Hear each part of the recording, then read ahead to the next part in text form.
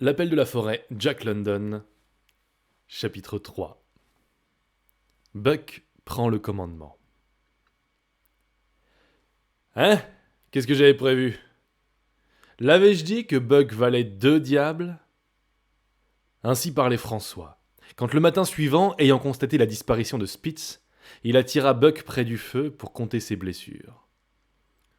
Ce Spitz s'est battu comme un démon, dit Perrault, en examinant les nombreuses déchirures béantes.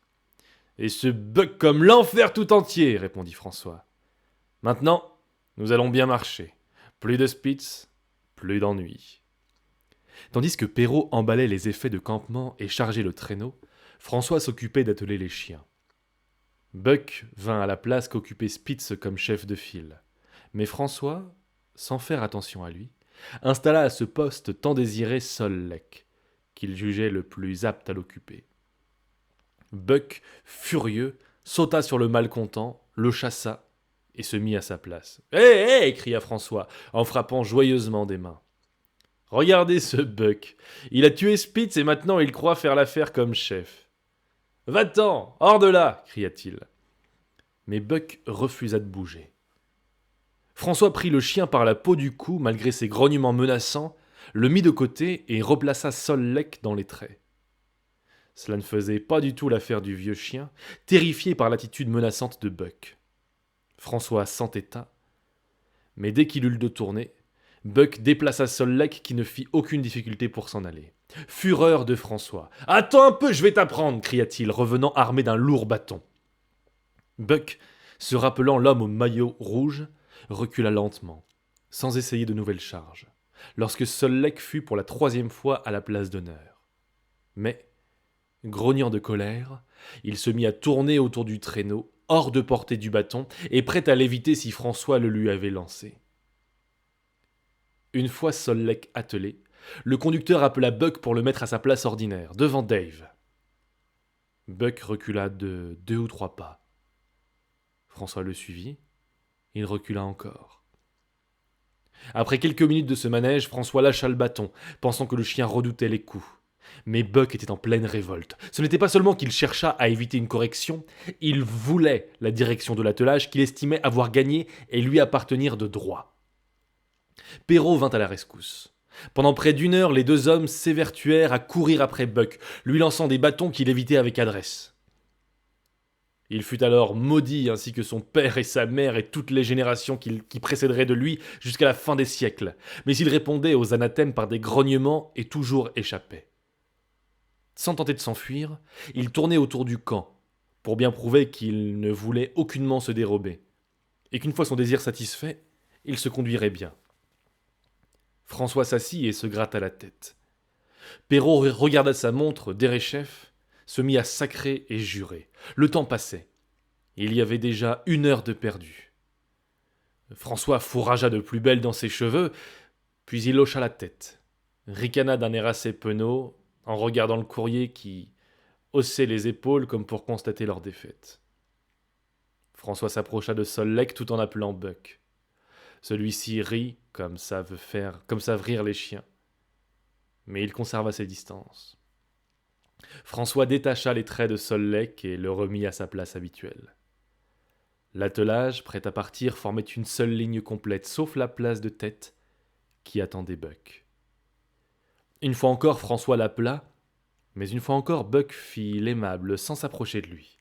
« Jetez le bâton !» ordonna Perrault. François obéit. Buck trotta jusqu'à lui, frétillant et glorieux, et se plaça de lui-même à la tête de l'attelage. Les traits une fois attachés, le traîneau démarra, et les 2 hommes prirent le pas de course et tous se dirigèrent vers la rivière gelée. Avant la fin du jour, Buck prouvait qu'il était digne du poste si orgueilleusement revendiqué. D'un seul coup, il avait acquis l'autorité d'un chef, et dans les circonstances nécessitant du jugement, une réflexion prompte ou une action plus rapide encore, il se montra supérieur à Spitz, dont François n'avait jamais vu l'égal. Buck excellait à imposer la loi et à la faire respecter de ses camarades. Le changement du chef ne troubla ni Dave ni Sol-Lek. La seule pensée étant de tirer de toutes ses forces pourvu que rien ne vint les en empêcher, ils ne demandaient pas autre chose. Le placide Billy aurait pu être mis en tête qu'ils l'auraient accepté, Le placide Billy aurait pu être mis en tête qu'il l'aurait accepté s'il avait maintenu l'ordre. Mais les autres chiens, indisciplinés dans les derniers jours de Spitz, furent grandement surpris quand Buck se mit en devoir de leur faire sentir son autorité.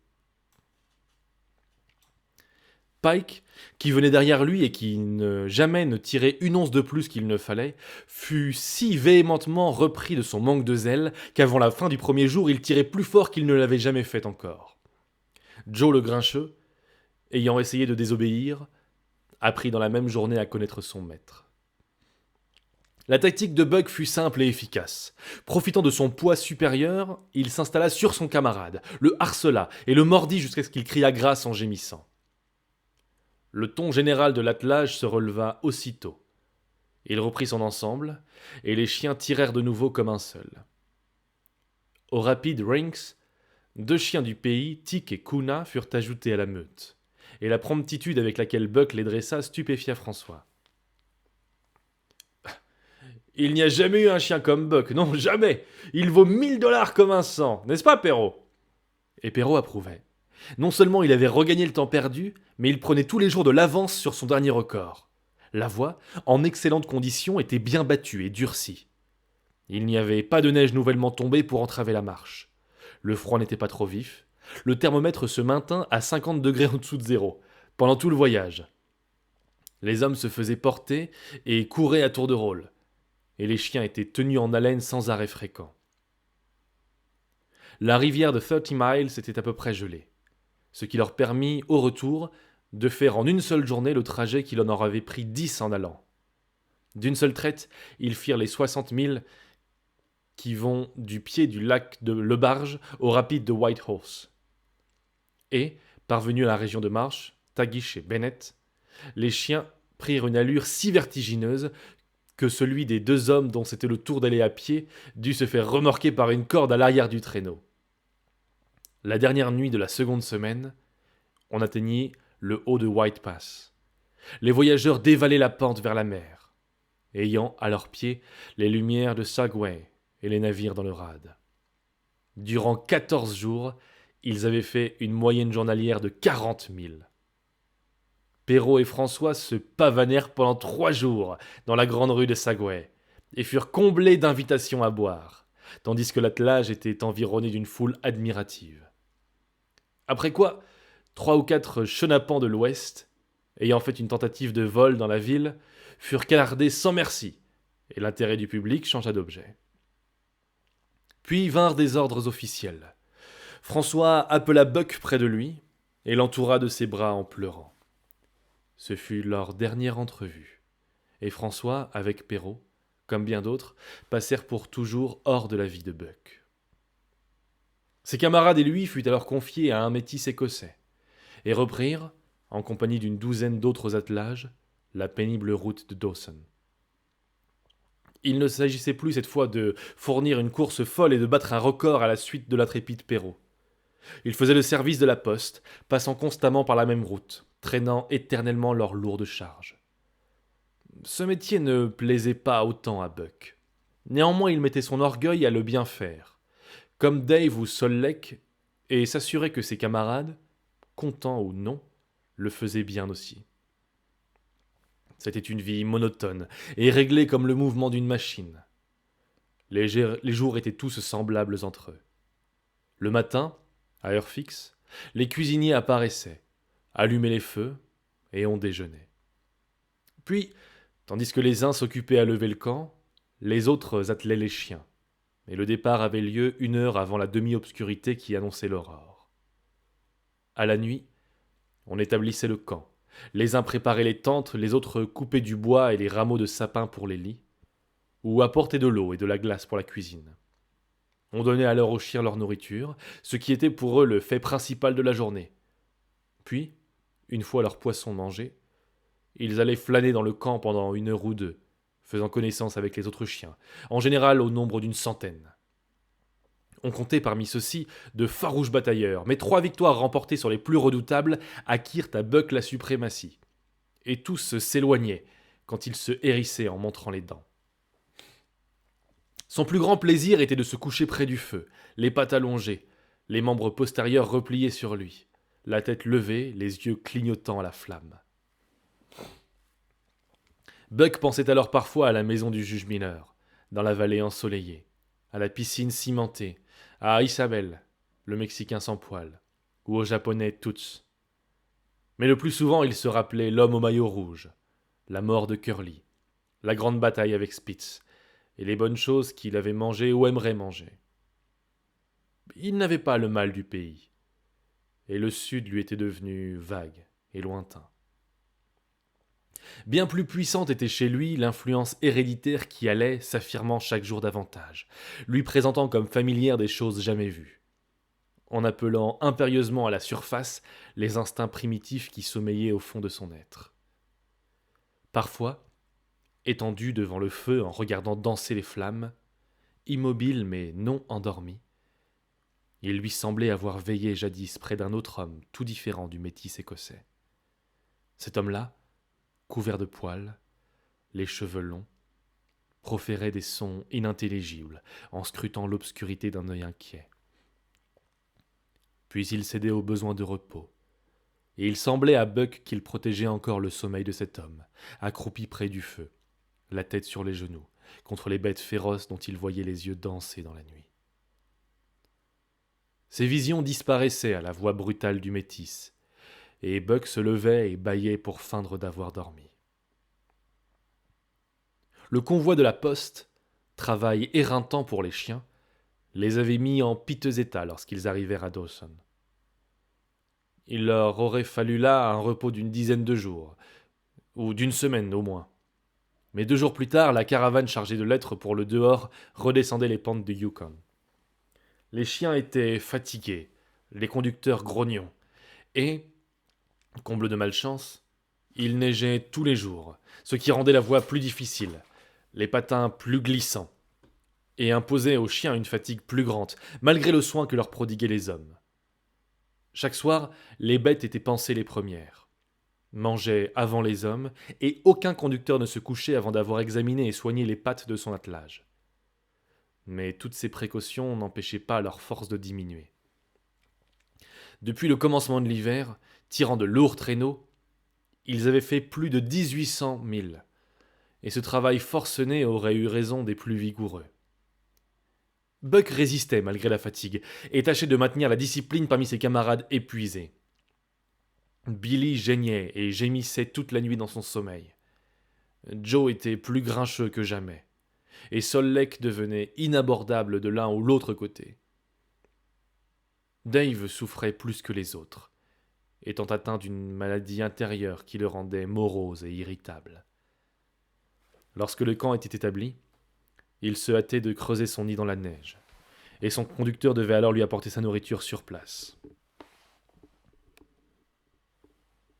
Une fois hors du harnais, il ne bougeait que pour le reprendre le lendemain matin. La douleur lui arrachait des cris. Si dans les traits il lui arrivait de recevoir un choc, par suite d'un arrêt brusque ou de se donner un effort en démarrant. Son maître l'examinait sans pouvoir trouver la cause du mal. Bientôt tous les autres hommes s'intéressèrent à son état. Ils en parlaient au repas, le discutaient en fumant les dernières pipes de la veillée, et enfin tinrent une consultation sur son cas. Dave fut apporté près du feu. On se mit à le palper et à tâter jusqu'à lui arracher des cris perçants. On ne trouvait rien de cassé, mais il existait sûrement un désordre interne impossible à découvrir. Quand on atteignit Cassiar Bar, le malheureux chien était si faible qu'il tomba plusieurs fois dans les traits. Le métis fit arrêter le convoi et détacha le malade de l'attelage, pour mettre Sol Lake près du traîneau, afin de laisser Dave se reposer en marchant sur le côté de la voie tracée par les véhicules. Mais celui-ci, malgré sa faiblesse, furieux d'être écarté de son poste, grondait pendant que l'on détachait ses traits, et se mit à hurler douloureusement en voyant Sol Lake à la place qu'il avait occupée si longtemps avec honneur. La passion du trait et de la route le tenait, et malade à la mort, il ne voulait pas qu'un autre chien prît sa place. Quand le traîneau démarra, Dave s'élança dans la neige qui bordait la piste, essayant de mordre Sol Lake, se jetant contre lui pour le faire rouler dans la neige et s'efforçant de se glisser près du traîneau, pleurant de chagrin et de souffrance tout à la fois. Le métis tenta de le chasser avec son fouet, mais le chien restait insensible à la mèche, et l'homme ne se sentait pas le cœur de frapper fort. Dave refusa de marcher derrière le traîneau, dans un chemin facile, et persistant à courir sur les côtés que la neige molle rendait plus pénible, acheva de s'épuiser. Il tomba, et resta à la même place, hurlant lugubrement, tandis que la longue file de véhicules le dépassait. Par un dernier effort, il réussit cependant à se relever, et à les suivre en chancelant jusqu'à un arrêt qui lui permit de revenir à son traîneau, aux côtés de Sol Lake. Le conducteur, s'étant arrêté pour emprunter du feu à l'un de ses camarades et allumer sa pipe, voulut à son tour faire repartir ses chiens. Ceux-ci démarrèrent avec une remarquable facilité et tournèrent la tête, en s'arrêtant tout surpris. L'homme le fut aussi. Le traîneau n'avait pas bougé. Il appela alors les autres pour leur faire constater que Dave avait rongé les 2 traits de Sol Lake et se tenait derrière le traîneau, à sa place habituelle. Ses yeux imploraient la permission d'y rester. L'Écossais était embarrassé. On répétait autour de lui qu'un chien pouvait très bien succomber au chagrin de se voir refuser le travail qu'il a épuisé. Chacun citait des exemples de chiens blessés ou trop vieux pour tirer et réduits au désespoir de cette situation. Tous ajoutaient qu'il était charitable. Dave était sûrement près de mourir, de lui donner la joie de finir ses jours sur le harnais. Il fut donc attelé de nouveau, et s'efforça, tout fier, de tirer comme avant, mais sa douleur intérieure lui arrachait des cris involontaires. Il tomba plusieurs fois, et, retenu par les traits, reçut le traîneau sur le corps, ce qui le fit boiter. Mais il tint bon, jusqu'au camp où son conducteur lui fit une place à côté du feu. Le lendemain matin, il était trop faible pour marcher. À l'heure de l'attelé, il arriva par des efforts convulsifs à se remettre sur pied. Chancela et tomba de nouveau, son arrière-train étant paralysé. Il tenta de rejoindre en rampant ses camarades qu'on harnachait et fit ainsi quelques mètres. Puis ses forces l'abandonnèrent tout à fait.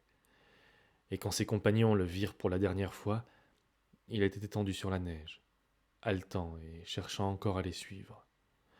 Puis on l'entendit hurler tristement quand les arbres de la berge les dérobèrent à ses yeux. On arrêta alors le convoi. Le métis écossais retourna lentement sur ses pas, jusqu'au campement récemment quitté. Les hommes cessèrent de parler. On entendit un coup de revolver. Le conducteur revint rapidement. Les fouets claquèrent, les clochettes tintèrent gaiement, les traîneaux battirent la neige. Mais Buck et les autres chiens savaient ce qui s'était passé derrière les arbres de la rivière. Chapitre 4. Les fatigues du harnais et de la route.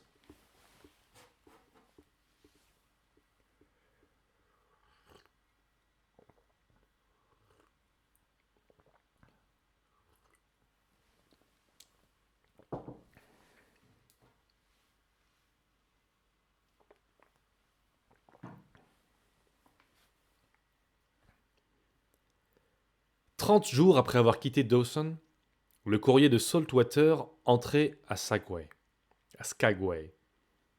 Les chiens étaient en piteux état, traînant la patte et à peu près fourbus. Buck avait perdu 35 livres de son poids, et ses compagnons avaient souffert plus encore.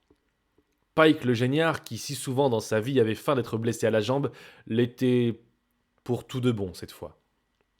Sol Lake boitait, et Dub souffrait d'une omoplate foulée. Ils avaient perdu toute énergie et tout ressort, et leurs pattes dessolées s'enfonçaient lourdement dans la neige.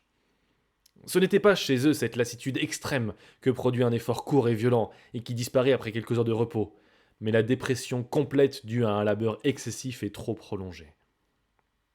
En moins de 5 mois, l'attelage avait fait 2500 milles, et durant les 800 derniers n'avait pris que 5 jours de repos. En arrivant à Skagway, les chiens pouvaient à peine tendre les traits du traîneau ou éviter d'être frappés par son avant lors des descentes. Hardi, mes pauvres vieux, leur disait le conducteur pour les encourager. C'est la fin, on va se reposer pour de bon à présent.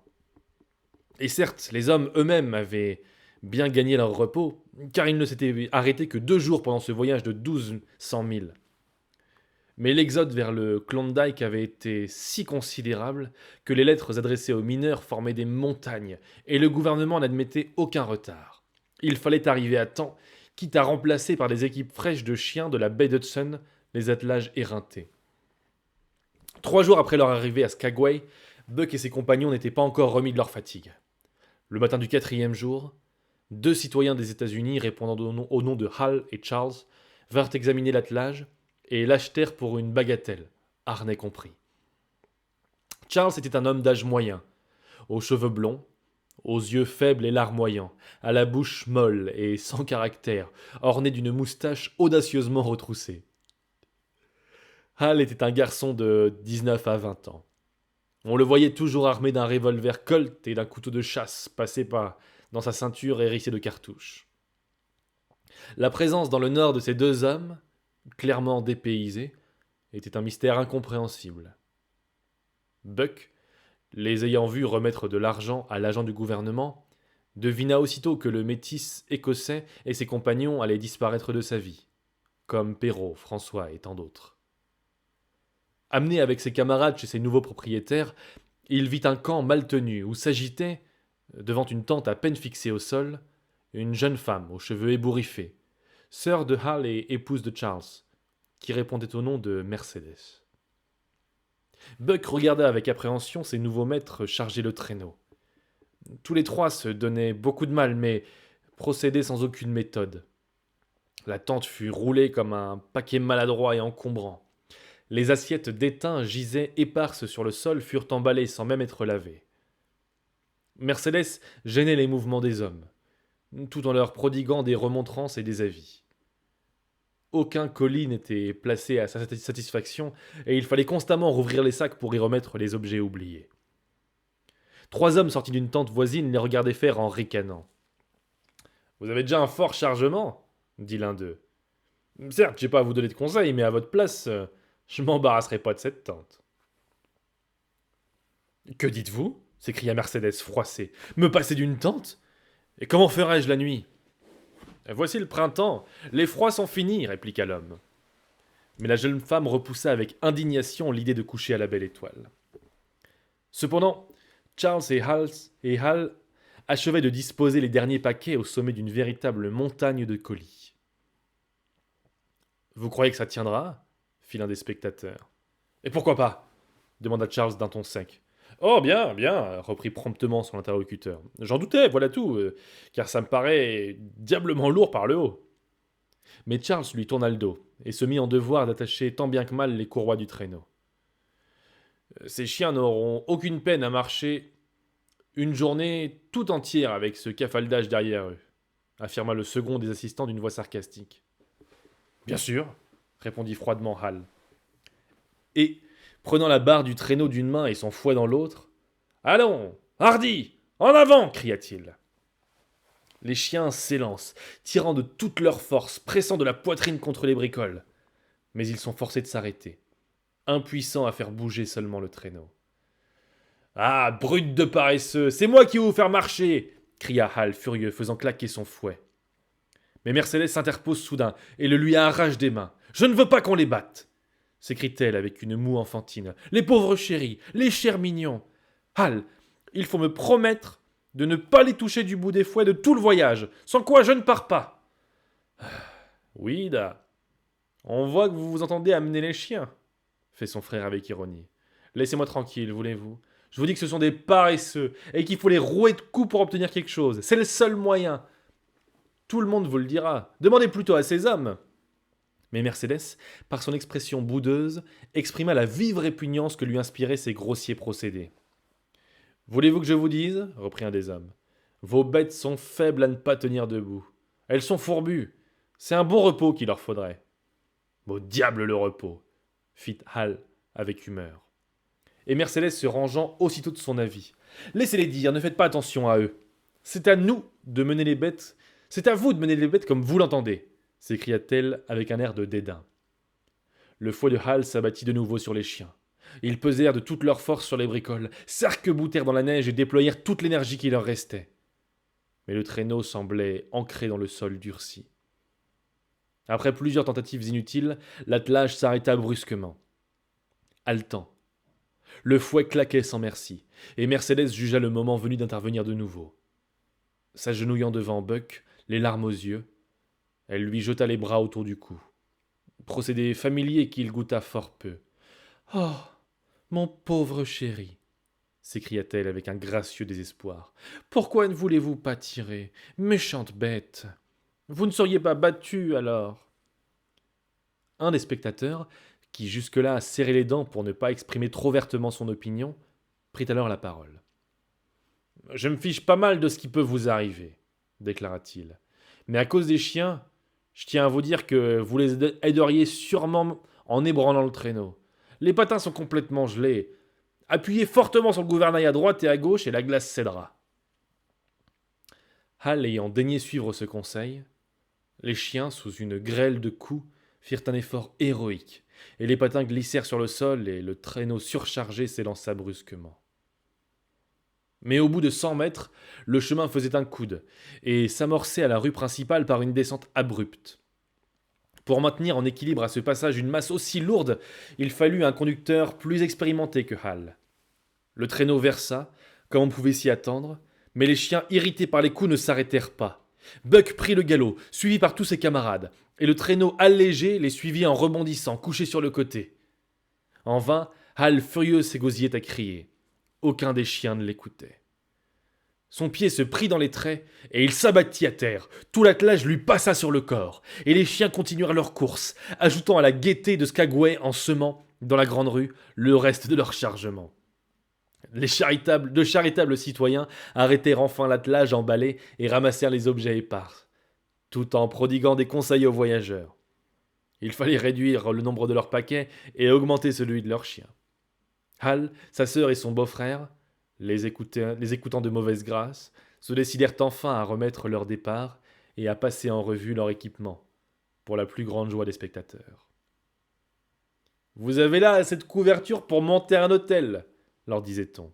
« Laissez-les-en 3/4, ou vous serez encore trop. Et tous ces plats qui seront certainement jamais lavés. Grand Dieu, vous figurez-vous voyager dans un train de luxe ?» Mercédès fondit en larmes quand il fallut procéder au choix des vêtements à garder. Elle protesta qu'elle ne ferait pas un pas de plus si on la privait de ses robes. Mais, irritée par les railleries des spectateurs, elle finit, dans son dépit, par rejeter même les vêtements indispensables, non seulement pour elle, mais aussi pour les hommes. Quand on eut fini le triage, malgré la multitude des objets écartés, les bagages formaient encore une masse imposante. Charles et Hal se décidèrent à acquérir 6 chiens de renfort, ce qui, ajouté à l'attelage primitif, augmenté des 2 indigènes, Tic et Kuna achetés au rapide, forma un ensemble de 14 bêtes. Mais les chiens surnuméraires, quoique dressés depuis leur arrivée dans le pays, n'étaient pas bons à grand-chose. Il y avait 3 pointeurs à poil court, un Terre-Neuve et 2 métis de race non définie. Mais aucun d'eux ne semblait rien savoir. Buck les considérait avec mépris, ne put réussir à leur apprendre leur métier. Ils paraissaient ahuris et déprimés par les mauvais traitements. Les métis n'avaient aucune volonté. Leurs os semblaient être les seules parties résistantes de leurs individus. Il n'y avait rien de bon à attendre de ces nouveaux venus dans le marasme, adjoints à un attelage éreinté par 2500 milles de route ininterrompue. Les 2 hommes se montraient pourtant fort gais et s'enorgueillissaient de leurs 14 chiens, car on voyait bien des traîneaux partir pour Dawson et en revenir, mais aucun n'avait une équipe aussi considérable. S'ils s'étaient doutés de ce qu'est un voyage arctique, ils auraient bien compris qu'un seul traîneau ne pouvait suffire à porter la nourriture nécessaire à pareil nombre d'animaux. Il fallait savoir se réduire. Mais comme ils s'étaient livrés à de savants calculs pour équilibrer le poids des rations sur la durée probable du voyage, ils se croyaient certains de réussir. La matinée du lendemain était déjà fort avancée lorsque, enfin, le long attelage se mit en marche. Les bêtes ne montraient aucun entrain. Buck, comprenant qu'il allait recommencer pour la 5e fois la route de Dawson, sentait le cœur lui manquer. Les nouvelles bêtes étaient timides et épeurées. Les anciennes n'éprouvaient aucune confiance envers leur maître. En effet, ceux-ci ignoraient tout de leur métier. À mesure que les jours s'écoulaient, on put s'assurer qu'ils n'en apprendraient rien. Négligents et désordonnés, sans discipline, il leur fallait la moitié de la nuit pour établir leur camp tout de travers. La plus grande partie de la matinée se passait ensuite à lever le camp et à charger leurs traîneaux, avec si peu d'habileté qu'on devait s'arrêter sans cesse en cours de route pour rajuster les ballots et les cordes. Certains jours, on faisait à peine 10 milles. D'autres fois encore, on n'arrivait même pas à se mettre en route. Et comme, en aucun cas, ils ne réussirent à accomplir seulement la moitié de la distance sur laquelle ils s'étaient basés pour faire des provisions, les vivres devaient fatalement se trouver épuisés avant la fin du voyage. Le résultat fut d'ailleurs avancé par la faute de Hal. Voyant que les chiens manquaient de force, il jugea que cela tenait à la ration trop faible, et la doubla. Pour comble d'imprévoyance, Mercedes volait tous les jours du poisson dans les sacs pour le donner en cachette à ses favoris. Les chiens nouveaux, dont l'estomac ne demandait pas une alimentation abondante, habitués qu'ils étaient à un jeûne chronique, firent preuve cependant d'une grande voracité. Les autres jouissaient d'un bel appétit, de sorte qu'au bout de peu de jours, la famine menaça. Hal s'aperçut au quart de la route que plus de la moitié des provisions avaient disparu. Et dans l'impossibilité absolue de s'en procurer de nouvelles, il diminua brusquement la ration journalière, tout en proclamant la nécessité d'allonger les heures de marche. Ses compagnons l'approuvaient en principe, mais comme il refusait de rien faire pour l'aider, le projet tomba à valo. Rien de plus facile assurément que de priver les chiens de nourriture. Mais comment avancer plus vite alors que pas une seule fois les voyageurs ne surent se décider à part 1 minute plus tôt que d'habitude. Les souffrances des bêtes devinrent cruelles. Dub fut le premier à disparaître. Pauvre larron maladroit, toujours pincé et toujours puni, il s'était néanmoins montré fidèle serviteur. Sa blessure à l'omoplate, négligée, s'enflamma, et Hal dut se décider à l'achever de son revolver. Le Terre-Neuve mourut ensuite, puis les 3 Pointers. Les 2 Mestis résistèrent un peu plus longtemps, mais ils finirent par succomber à leur tour. Et les voyageurs, aigris par l'infortune, perdaient peu à peu toute ombre d'aménité ou de douceur. Le voyage arctique, dépouillé de son charme imaginaire, devenait pour eux une réalité trop rude. Ils manquaient totalement de cette merveilleuse patience propre aux hommes de ces climats, qui, tout en peinant dur et en souffrant cruellement, savent rester compatissants et doux. Mercedes cessa de plaindre les chiens pour pleurer sur elle-même, ou se disputer avec son frère et son mari, qui se chamaillaient toutes les fois qu'elle leur en laissait l'occasion. Chacun croyait bonnement se donner 100 fois plus de peine que les autres, et ne perdait aucune occasion de se glorifier tout haut. Mercedes, elle, avait un grief personnel. Jolie, séduisante et délicate, elle s'était vue toute sa vie traitée avec douceur et indulgence. Mais aujourd'hui, son mari et son frère, exaspérés de sa paresse et de son incurie, se montraient rudes et grossiers envers elle. De sorte qu'absorbée par la pitié pour son propre sort, elle perdit toute compassion pour les chiens. Et comme elle se sentait lasse et courbaturée, elle s'entêtait à se laisser traîner sur le traîneau, ajoutant ainsi 120 livres au poids formidable du chargement. Lorsque les malheureuses bêtes tombaient de fatigue dans les traits, Charles et Hal la conjuraient de marcher, mais elle ne répondait que par des larmes à leurs raisonnements, prenant le ciel à témoin de leur cruauté. Un jour, l'enlevant de force du traîneau, ils la déposèrent à terre. Elle s'assit sur la neige et refusa de bouger.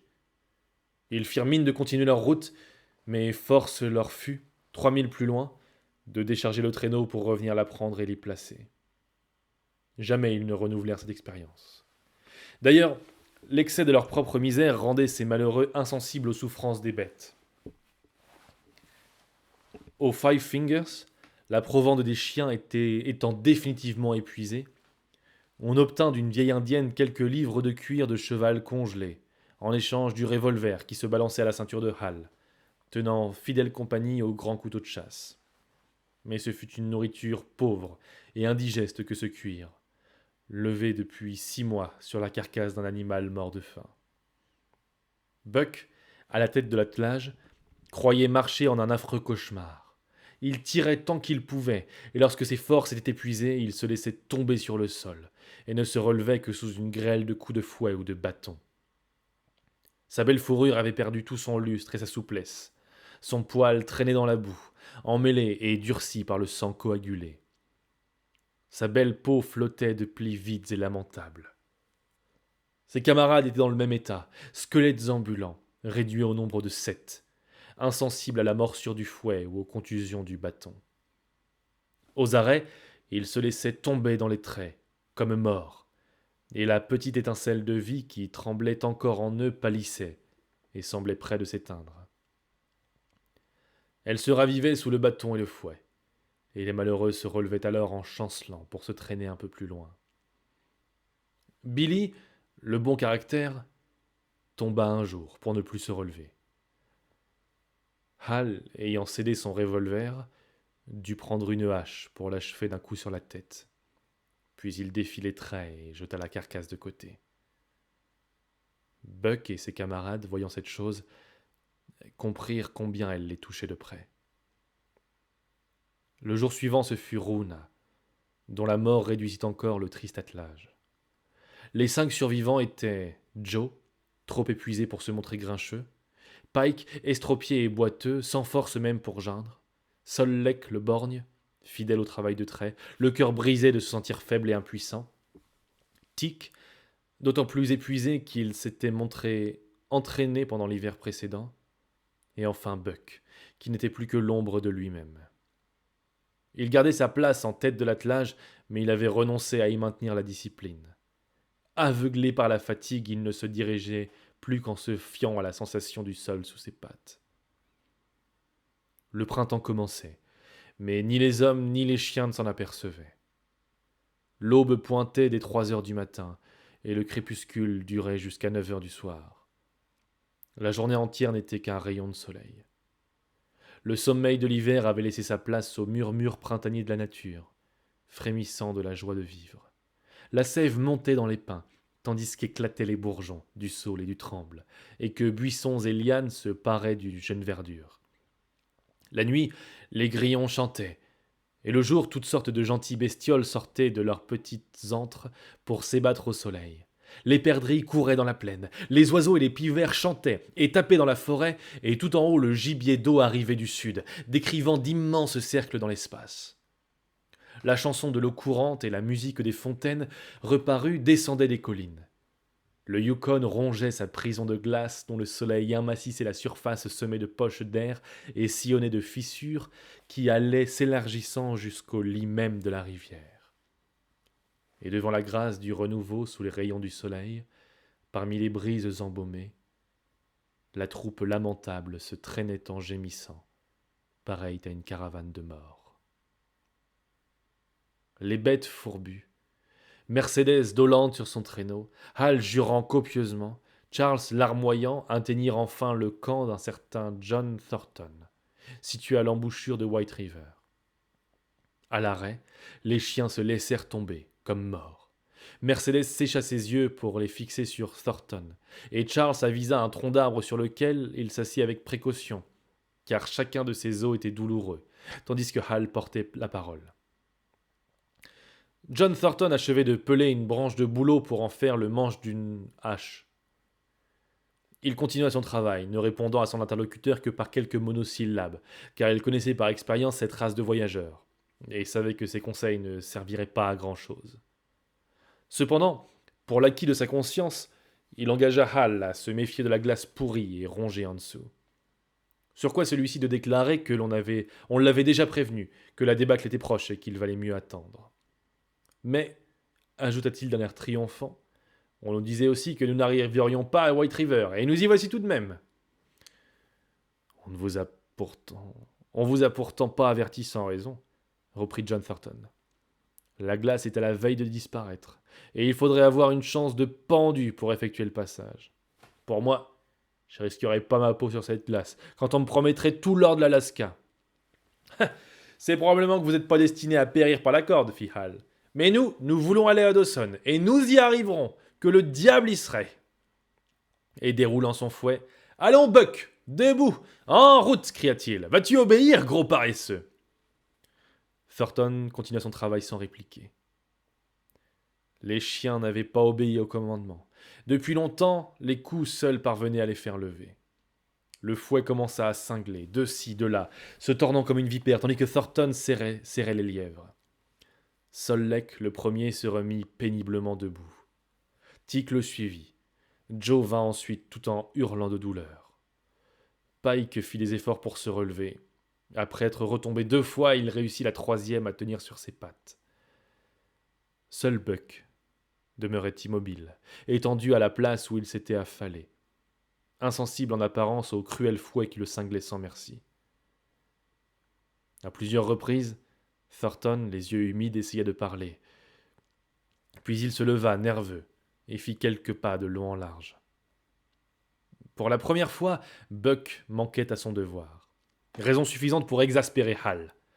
Il échangea son fouet contre un gros gourdin, mais Buck refusa de bouger, malgré la grêle de coups qui s'abattait sur lui. Outre le fait qu'il était à peu près incapable de se lever, son instinct pressentait confusément une catastrophe prochaine. Le mauvais état de la glace craquante et amincie qu'il avait foulée tout le jour lui faisait redouter cette rivière où son maître voulait le pousser. D'ailleurs, sa faiblesse était telle qu'il sentait à peine les coups. Et cette correction sauvage allait achever d'éteindre la petite étincelle de vie subsistant encore dans son misérable corps. Tout à coup, John Thornton d'un bond s'élança sur l'homme, lui arracha le bâton et le fit violemment reculer en arrière. Mercedes poussa un cri, et Charles, sans bouger, il était à demi ankylosé, essuya ses yeux larmoyants. Debout près de Buck étendu, son défenseur, furieux, essayait vainement de parler. « Si vous touchez encore à ce chien, je vous tue, parvint-il à dire d'une voix étranglée. Il est à moi, répliqua Hal, essuyant le sang qui coulait de son nez et de sa bouche. Il faut qu'il nous mène à Dawson ou qu'il nous dise pourquoi. Ou qu'il dise pourquoi. Arrière ou je vous fais votre affaire. Voyant que Thornton ne faisait pas mine de reculer, Hal saisit son couteau de chasse. À cette vue, Mercedes poussa des cris perçants et se prépara, en tombant dans les bras de son frère, à donner le spectacle d'une attaque de nerfs en règle. Mais Thornton, d'un coup sec, fit sauter l'arme, et, la ramassant, se mit délibérément à couper les traits de Buck avec la lame bien affilée. Hal, embarrassé de sa sœur et n'ayant plus trop la force de résister, jugeant d'ailleurs que Buck était trop près de sa fin pour être encore de quelque utilité, renonça à faire valoir ses traits sur le chien, ses droits sur le chien, et le laissant étendu à la même place, s'éloigna avec ses compagnons. Quelques minutes plus tard, il quitta la berge pour s'engager sur la rivière, Pike en tête, Solleck au brancard, Joe et Tic entre eux. Mercedes était sur le traîneau, Hal à la barre, et Charles se suivait péniblement derrière. Tandis que Buck, qui avait relevé la tête en entendant partir ses camarades, les suivait du regard, Thornton s'agenouilla près de lui, et de sa main rude, plus douce en ce moment que celle d'une mère, il cherchait si la bête avait quelques os cassés. Il ne put découvrir que des contusions nombreuses, plus un pitoyable état de maigreur et de faiblesse. Pendant ce temps, le traîneau avançait lentement sur la glace. Il avait fait un quart de mille lorsque l'homme et le chien qui les suivaient des yeux vers tout à coup l'arrière s'enfonçait comme dans une ornière profonde, et la barre que Hal tenait toujours se projetait dans les airs. Le cri de Mercedes parvint jusqu'à eux. Charles bondit pour revenir en arrière, mais une énorme section de glace s'enfonça. Bêtes et gens disparurent avec l'attelage dans un trou béant et profond. La glace s'était rompue sous leur poids. Jack Thornton et Buck se regardèrent. « Pauvre diable, » dit Thornton. Et Buck lui lécha la main. Chapitre 5 – Amitié.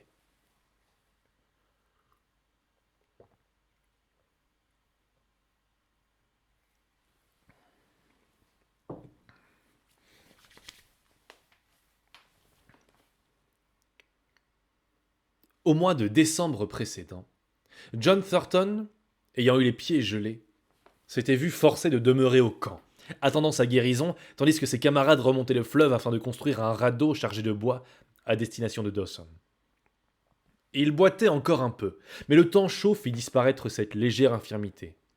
Tandis que Buck, mollement étendu au soleil, retrouvait par degrés sa force perdue en écoutant l'eau couler, les oiseaux jaser et tous les bruits harmonieux du printemps, accompagnés du murmure profond de la forêt séculaire qui bornait l'horizon au loin. Un peu de repos est chose légitime, après un voyage de 3000 lieues. Et il faut confesser que notre chien s'adonna pleinement aux douceurs de la paresse pendant ce temps de convalescence. D'ailleurs, autour de lui, chacun en faisait autant.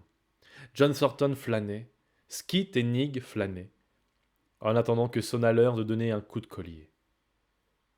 Skit était une petite chienne setter irlandaise, qui, dès le début, avait marqué beaucoup d'amitié à Buck, trop malade alors pour se formaliser de la familiarité de ses avances.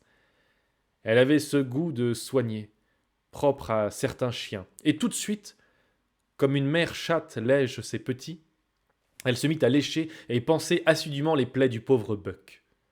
Tous les matins, aussitôt qu'il avait déjeuné, elle se mettait à sa tâche d'infirmière. Et tel fut le succès de ses soins que Buck en vint rapidement à les priser autant que ceux de Thornton lui-même. Nick, également amical quoique plus réservé, était un grand chien noir, moitié limier, moitié braque, avec des yeux rieurs et la plus heureuse humeur qui se pût voir. Ces animaux, qui semblaient participer en quelque sorte de la bonté d'âme de leur maître, ne montrèrent aucune jalousie du nouveau venu, ce qui surprit Buck considérablement. Aussitôt qu'il fut en état de se mouvoir, ils le caressèrent, l'entraînèrent dans toutes sortes de jeux, lui firent enfin mine si hospitalière qu'il eût fallu être bien ingrat pour ne pas se sentir touché d'un si généreux accueil. Et Buck, qui n'était point une nature basse, leur rendit large mesure d'amitié et de bons procédés. Cette heureuse période de paix fut pour lui comme une renaissance, l'entrée dans une autre vie.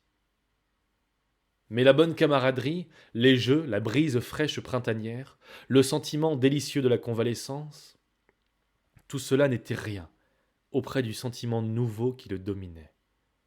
Pour la première fois, un amour vrai, profond, passionné s'épanouissait en lui.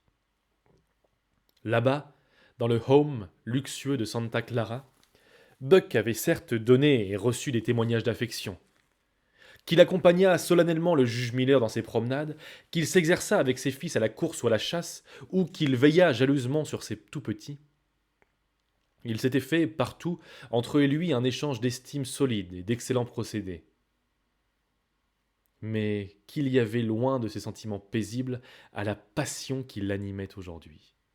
L'amour flambait en lui, ardent et fiévreux, l'amour profond, puissant, exclusif, cet admirable attachement du chien pour l'homme, qui a été tant de fois célébré, et que jamais on n'admirera assez.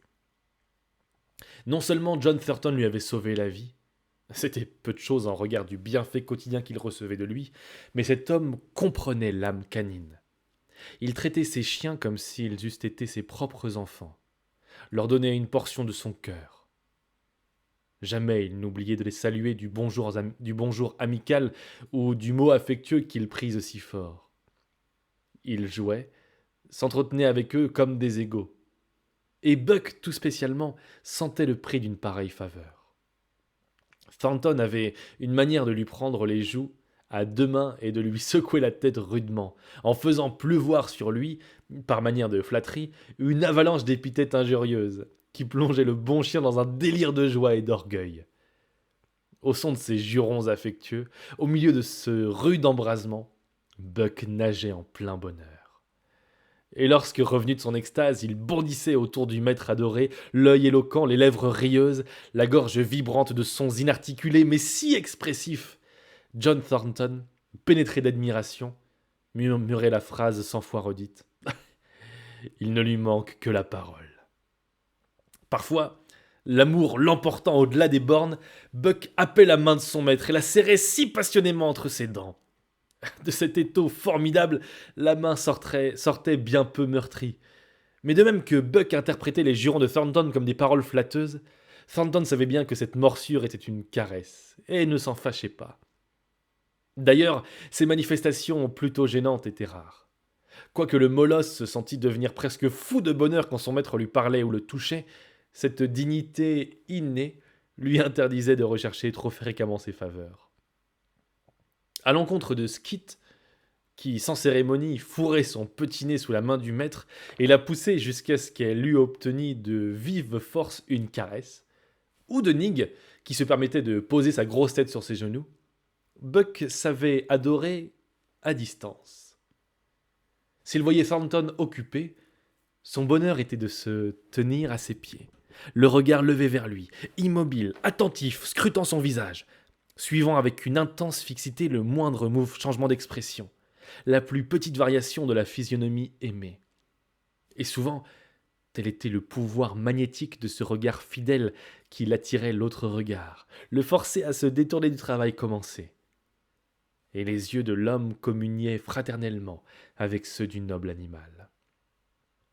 Pendant un temps assez long, Buck ne put se résoudre à perdre de vue son dieu un seul instant. Les changements de maître qu'il avait subis au cours de la dernière année avaient engendré chez lui la crainte assez justifiée de voir se renouveler ces douloureuses séparations. Et il vivait dans la terreur que Thornton disparût de sa vie comme en avaient disparu Perrault et François. Hanté de cette appréhension, il le suivait constamment de l'œil, tendait l'oreille avec anxiété s'il venait à s'écarter, et parfois, la nuit, se glissait jusqu'au bord de la tente pour écouter sa respiration. Ses craintes ne s'apaisèrent que graduellement. Mais en dépit de cette noble passion, qui semblait attester chez Buck un retour aux influences civilisatrices, le fauve réveillé au contact de son entourage barbare grandissait au fond de lui, et la bête féroce devenait prépondérante.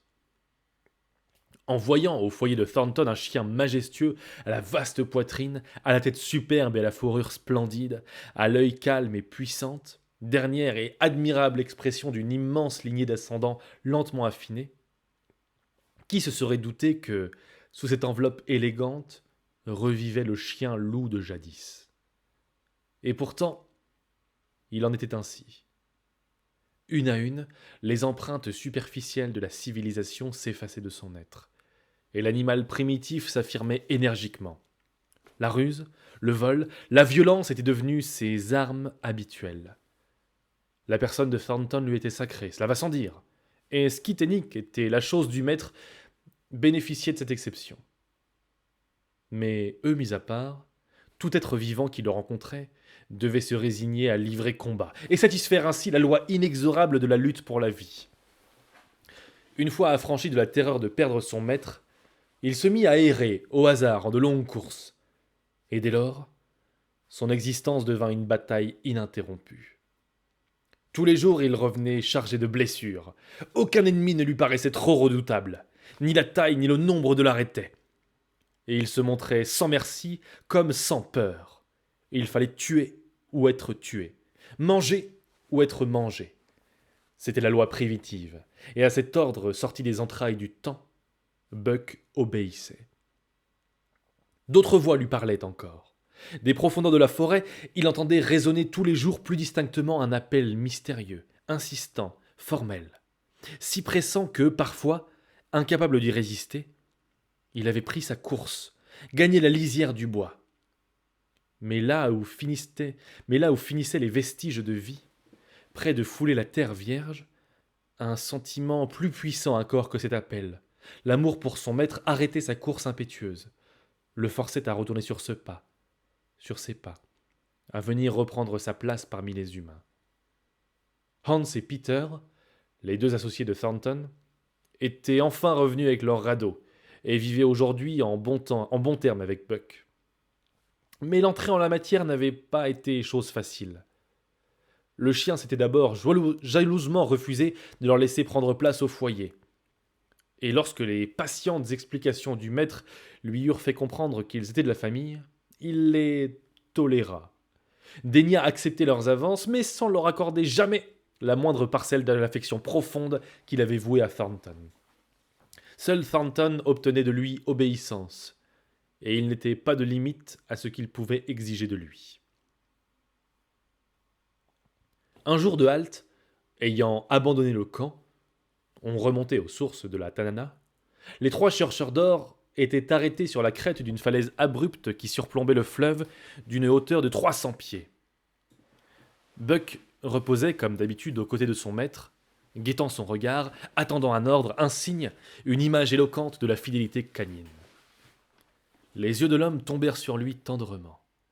Puis soudain, une idée bizarre, comme un besoin de vantardise, un désir d'étonner ses camarades, de leur montrer toute l'étendue de son pouvoir, s'empara de l'homme habituellement placide et réservé de Thornton. « Vous allez voir. Saute, Buck !» fit-il, étendant les bras sur le gouffre béant. À peine avait-il parlé que, sans une hésitation, sans un retard, le chien prit son élan vers l'abîme, tandis que l'homme, mesurant en un clin d'œil sa folie, se jetait à son secours au risque de périr 1000 fois, et que les 2 camarades, se précipitant à leur tour, avaient fort à faire pour les arracher tous les 2 à la mort. « Il ne faudrait pas recommencer cette plaisanterie tous les jours, » remarqua Hans le silencieux, tandis que tous eurent repris haleine. « Non, » dit laconiquement Thornton, partagé entre la honte d'avoir cédé à un mouvement de si cruelle vanité et l'orgueil bien légitime que lui inspirait l'attitude de son chien. « Je ne voudrais pas être dans les souliers de l'homme qui vous attaquerait, lui présent, » ajouta Peter après un temps. « On ne risque rien de parier que celui-là passerait un mauvais quart d'heure. » Les pronostics de Peter ne tardèrent pas à se réaliser. Avant la fin de l'année, les 3 compagnons, étant arrêtés à Circle City, se trouvaient dans un bar avec nombre d'autres chercheurs d'or. Buck, accroupi dans un coin, la tête sur les pattes, surveillait comme toujours chaque mouvement de son maître. Soudain, une querelle éclata. Un certain Burton le Noir, bravache et mauvais diable, qui cherchait noise sans raison à un consommateur inoffensif. Thornton, homme juste et sensé, essaya de calmer le braillard, mais celui-ci, irrité par cette intervention, tourne sur lui la colère, et traîtreusement, sans crier gare, lui décoche un coup de poing qui l'oblige à se cramponner à la barre du buffet pour ne pas tomber. Du fond de la salle, un véritable hurlement de loup se fait entendre, et à travers l'atmosphère enfumée, on distingue comme un énorme projectile qui passe au-dessus de toutes les têtes. C'est Buck, qui, d'un bond prodigieux, a franchi l'espace et est tombé sur l'agresseur, le crin hérissé, l'œil sanglant, la gueule ouverte, prêt à dévorer. Le brutal n'eut que le temps d'enfoncer son poing dans la gueule pour sauver sa face, mais Buck, lâchant aussitôt le bras, se jette sur l'homme de tout son poids, le renverse, et avant que la foule, précipitée, ait pu l'en empêcher, lui ouvre la gueule d'un maître coup de dent. On réussit enfin à l'écarter, à lui arracher sa proie. La voix seule de Thornton put d'ailleurs obtenir ce miracle. Mais tandis qu'un médecin examinait le blessé, un remous de colère fait onduler toute sa peau, et le grondement continu qui résonne dans sa vaste poitrine dit assez qu'il brûle d'achever sa victime. Un conseil des mineurs réunis sur le champ jugea gravement l'affaire. On reconnut unanimement que l'attaque était plus que motivée. Buck fut acquitté et son nom devint fameux dans tous les camps de l'Alaska. Il ne passait guère un jour où il ne fit preuve de force, de courage, de dévouement. Vers la fin de l'année, les compagnons, ayant depuis longtemps quitté Circle City, se trouvèrent dans une passe difficile. Il s'agissait de faire franchir à leur bateau une série de rapides extrêmement violents. Hans et Peter, placés sur la berge, tiraient le canot au moyen d'une corde qu'ils enroulaient d'arbre en arbre pour ne pas être emportés par la force du courant, tandis que Thornton, resté dans l'embarcation, la dirigeait à l'aide d'une perche au milieu des récifs. Buck, anxieux et attentif, se tenait sur le bord, ne quittant pas son maître de l'œil, avançant pas à pas en même temps que lui. Tout marchait bien pour un temps, puis il fallut lâcher la corde, afin de permettre au canot de franchir une ligne de rochers pointus qui se hérissait à la surface de l'eau. La manœuvre réussit, mais quand vint la minute de resserrer la corde, le mouvement fut mal calculé. L'embarcation se retourna brusquement la quille en l'air et Thornton se retrouva violemment projeté au dehors, entraîné avec une violence inouïe vers la partie la plus dangereuse des rapides. Sa chute ne fit qu'une avec celle de Buck. Plongeant hardiment au milieu des eaux tumultueuses, effrayantes comme une chaudière en ébullition, il nage droit à son maître, qu'il voit lutter là-bas, parvint à le rejoindre à 300 mètres environ de la place où il est tombé. Sentant que Thornton l'avait saisi par la queue, le brave chien vire de bord immédiatement et se dirige vers la berge. Mais hélas, en dépit d'efforts géants, désespérés, il demeure vaincu.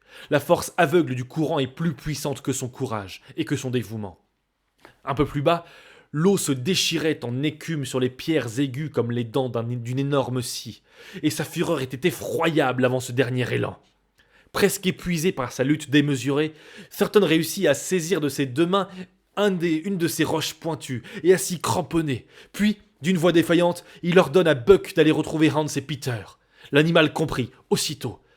Levant un peu sa belle tête hors de l'eau, comme pour puiser des forces dans le regard de son maître, il se mit à nager vigoureusement, et, délesté cette fois d'un poids écrasant, il parvint enfin à la berge. Les deux hommes, eux aussi, avaient compris la pensée de Thornton, et sans perdre une minute, ils passèrent une corde autour du cou et des épaules de Buck, ayant soin toutefois de lui laisser la liberté de ses mouvements, puis ils le lancèrent à l'eau. Intrépide, le chien affronte une seconde fois le courant. Il nage avec vigueur, dévore la distance, mais voilà que, dans sa hâte fiévreuse, il manque le but, passe un peu trop loin du maître, le dépasse malgré lui, et essayant péniblement de revenir en arrière, se trouve entraîné, ballotté, englouti dans les eaux furieuses, disparaît de la surface.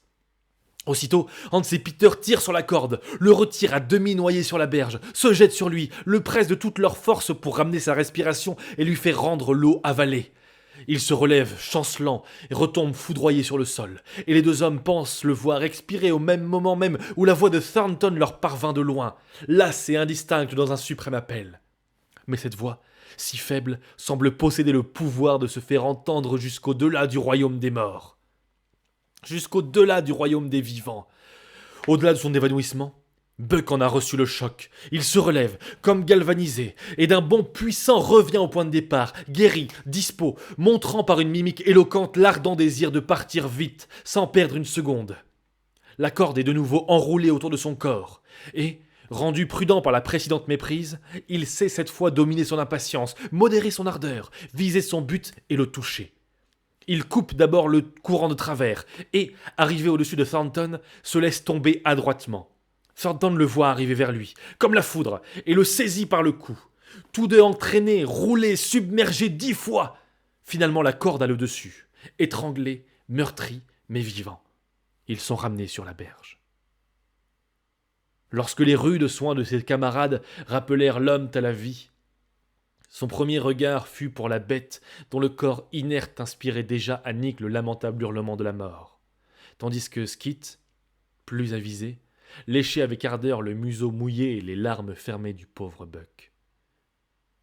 Au mépris de ses plaies, de ses meurtrissures et de l'immense fatigue qui l'accablait, Thornton se mit immédiatement à masser, à frictionner, à panser son ami héroïque. On lui trouva 3 côtes brisées, ce qui détermina les mineurs à camper en cet endroit jusqu'à son complet rétablissement. Il accomplit ce même hiver un autre exploit, moins héroïque peut-être mais extrêmement profitable du point de vue pécuniaire, et qui vint fort à propos permettre à nos mineurs de s'outiller convenablement et à pousser une pointe vers une certaine région de l'Est, encore non explorée, qu'ils avaient en vue. Un jour, à l'Eldorado Saloon, lieu de réunion bien connu des chercheurs d'or de l'Alaska, les hommes buvant et fumant vantaient les mérites de leurs chiens respectifs. « Le mien est capable de traîner à lui seul le poids de 600 livres, disait l'un, ne mentant que de moitié.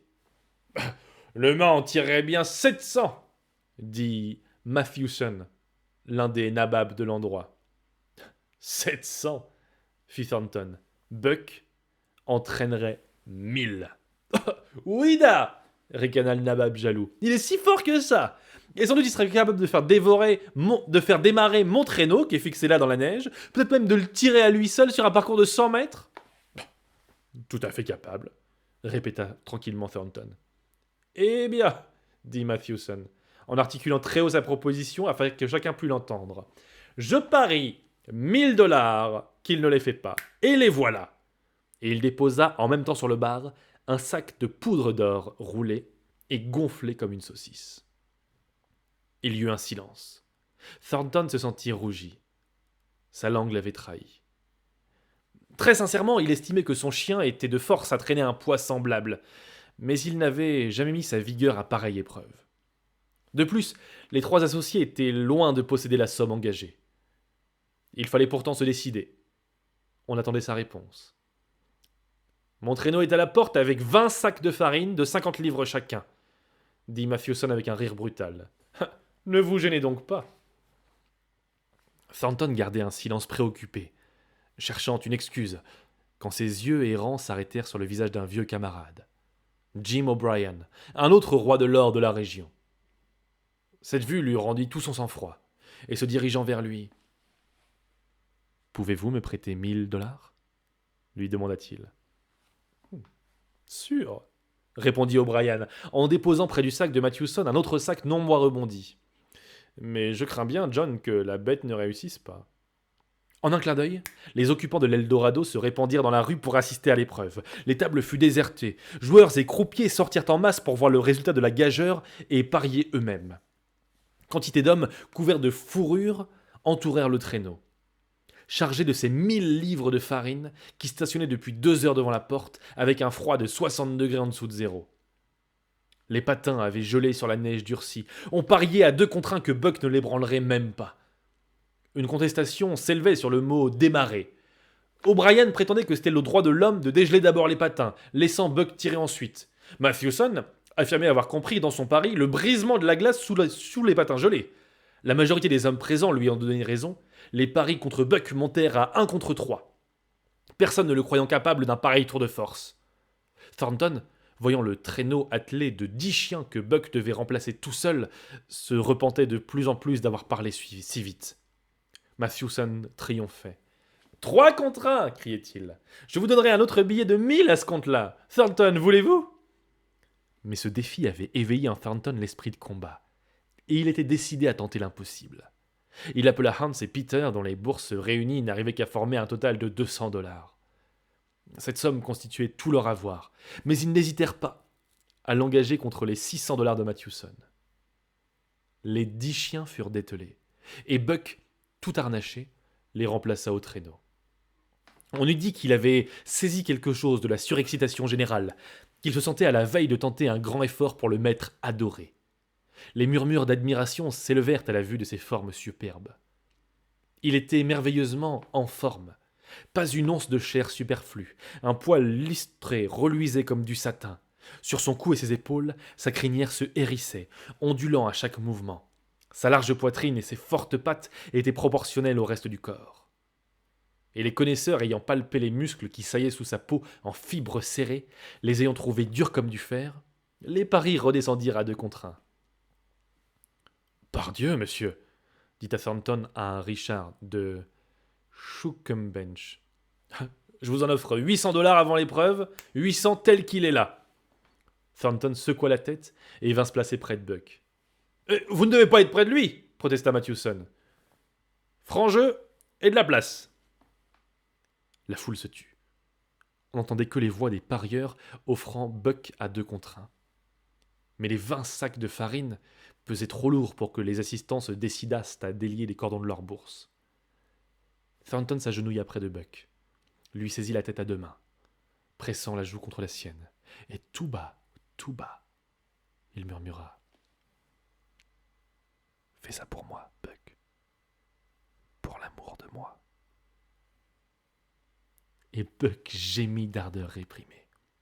La foule les examinait, curieusement. L'affaire devenait mystérieuse, ça tenait de la sorcellerie. Quand Thornton se releva, Buck saisit avec ses dents la main du maître, la mordit légèrement. C'était une réponse muette et un message d'amour. Thornton recula, lentement. « Maintenant, Buck !» Buck tendit les traits, puis les relâcha de quelques centimètres, ainsi qu'il avait appris à le faire. « Oh !» La voix de Thornton résonna dans le silence intense. Buck obliqua par la droite, fit un mouvement en avant et un bond qui tendit soudain les traits, et il s'arrêta net dans son élan. Le chariot trembla, et sous les patins, on entendit un pétillement sonore. « Gek !» commanda Thornton. Buck recommença la manœuvre à gauche. Le pétillement devient un craquement. Le traîneau remua. Les patins se brisèrent et glissèrent de quelques centimètres. La glace était brisée. Les hommes retenaient leur respiration. Vint alors le commandement final. Mouche! La voix de Thornton retentit comme un coup de clairon. Buck fit un pas en avant, raidissant ses traits, son corps tout entier tendu dans un effort désespéré.